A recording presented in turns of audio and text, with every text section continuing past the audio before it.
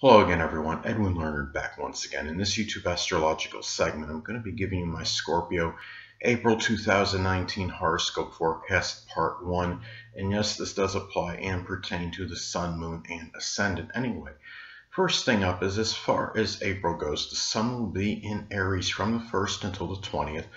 So the 6th house is what will be emphasized and highlighted. At this time, there could be a strong concentration of energy, focus, and attention on health, work, employment, hygiene, an aunt, an uncle, perhaps the daily routine service that may be rendered. And anyway, given that this is talking about Aries energy, this could be done with a lot of courage, a lot of fortitude, a lot of assertiveness, a lot of aggressiveness, a lot of initiative and enterprise. So there's likely going to be very little procrastination or hesitation on any 6th house matters at this time. And also in some cases, this might shine the light, so to speak, on an Aries health related issue. It could be something with the head or the face, and it could even be an eye issue, because the sun does rule the left or the right eye, depending on gender, and especially if this is at a point, if this is making, say, an inconjunct to your ascendant in your natal chart, because that could be about health issues. When it makes the inconjunct to your ascendant, those are chances of these health issues. There's a greater propensity for that. And given its Aries energy, if there's an eye issue, it could be something like a burning or like a fiery type sensation in one of the eyes at this time. So anyway, well, next thing up, as far as April goes, the sun will be in Taurus from the 20th until the 30th. So the 7th house is what will be emphasized and highlighted. So at this time, well, there could be a strong concentration of energy, focus, and attention on open adversaries, relationships, partnership situations, legalities, a grandmother even, competition, negotiation, compromise, reconciliation, and just doing things with others in general, collaborating with others on things. And this could be, given that this is Taurus energy, this could be done with a lot of persistence, patience, and perseverance. Also with a very ponderous energy, thinking things over, being very thoughtful about before planning any action. This could be unlike the Aries impetuous and impulsive energy. And this could also be done very methodical, deliberate fashion, but could be done very in a way too where you're showing a lot of dedication and really in a very you could say it could be done with a lot of stubbornness and obstinacy.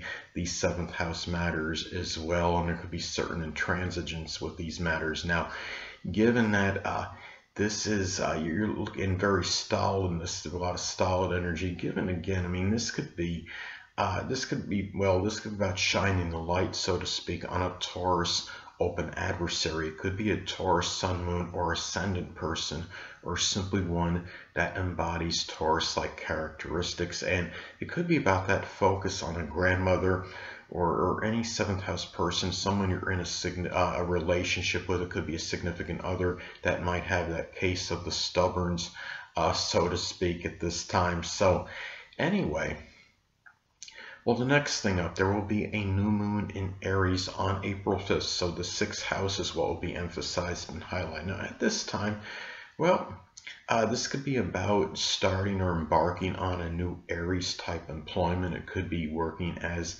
an EMT or a surgeon or anything Aries related, welding, carpentry, something that might even be sports, or doing some profession associated with the head, such as designing helmets, arson investigation, firefighting, anything Aries related. Now, in some cases, this could be about the onset, perhaps, of some Aries related health issue. It could be something, say, with the face or the head.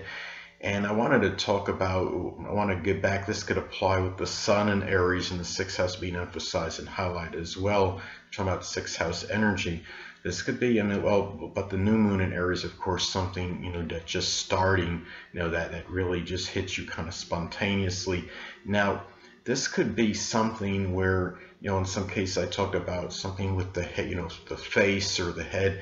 Now, a lot of this could be dependent and predicated on aspects if this makes an inconjunct aspect to your ascendant in your chart, that can increase the propensity for that, because that, of course, in inconjuncts can be about health-related issues.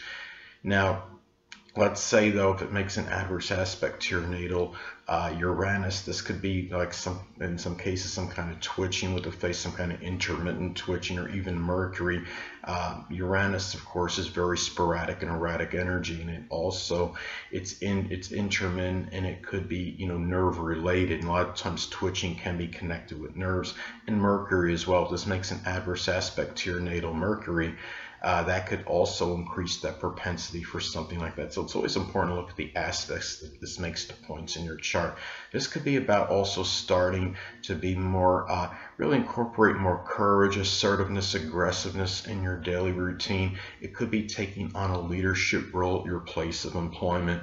It could also be where you might begin to provide some Aries type service to others, such as being like a volunteer firefighter, or you're doing something where you're standing up for people's rights, and it's something of like a confrontational nature, something like that. So anyway, the next thing up is there will be a full moon in Libra on April 19th. So the 12th house is what will be emphasized and highlighted. Now at this time, well, full moons in astrology can be about endings, culminations, and completions. This could be the end of a Libra clandestine relationship in some cases. It could be with a Libra sun, moon, or ascendant person, or simply one that embodies Libra-like characteristics. It could also be about the ending, perhaps, of a Libra project that might have been done in solitude, such as something, it could be something with art, or with sculpting, or drawing, or painting, for example. And as well, another thing that this could be about too,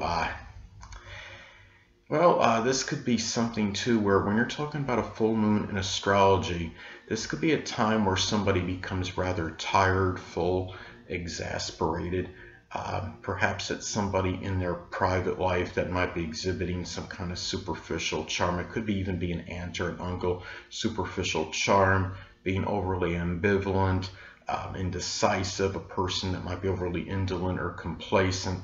And also too, this could be about the revelation or unveiling in some cases of some kind of criminal history, or something connected with somebody may have been involved, issues with the law. It could be an aunt or an uncle, someone prominent in your private life. It could be a person you were in a clandestine relationship with, maybe somebody you helped out that was in a less fortunate situation than yourself, such as somebody that was very impoverished, or somebody that was hungry or homeless, or there was somebody on the streets facing oppression, somebody like that. And another way this may manifest too, this could also be about the unveiling, or actually this could also be about a legal agreement that might be private, that might be some undisclosed amount if it's something monetary, or about some kind of compromise or reconciliation or negotiation that might be completed privately, or even a relationship.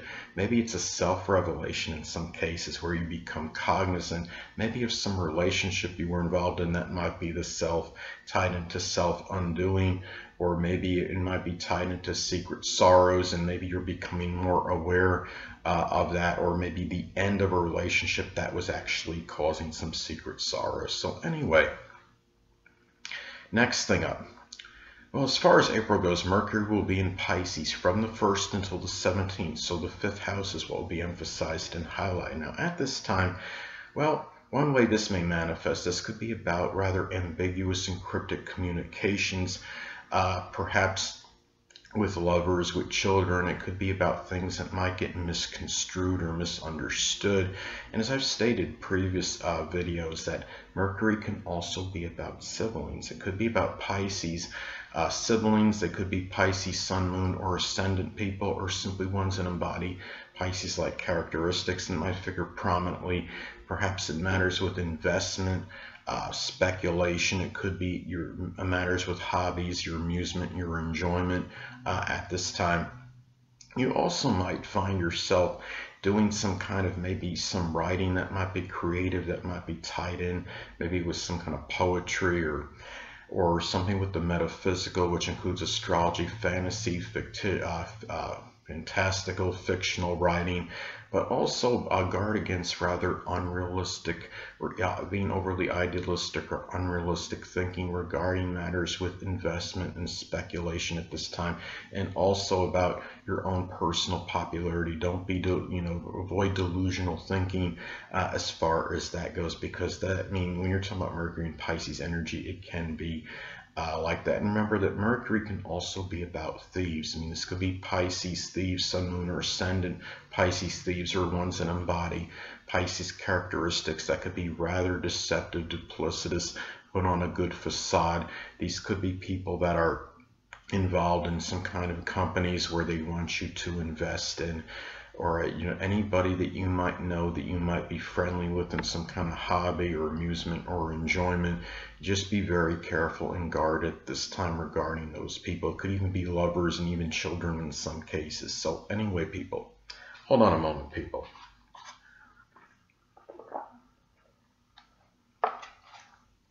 Sorry about that, I'm back. Anyway, next thing up is, as far as April goes, Mercury will be in Aries from the 17th until the 30th. So the 6th houses will be emphasized and highlighted. Now, unlike Pisces, Aries communication will be very direct, outspoken, and to the point, very forthright. There's no mincing words, and this kind of communication can be very strong and prominent in your daily routine with employees at work, perhaps with an aunt, with an uncle. It could be in matters regarding your health. It could be where you're communicating more perhaps about Aries health issues, such as something with the face or with the head, or it could be some brain issues in some cases.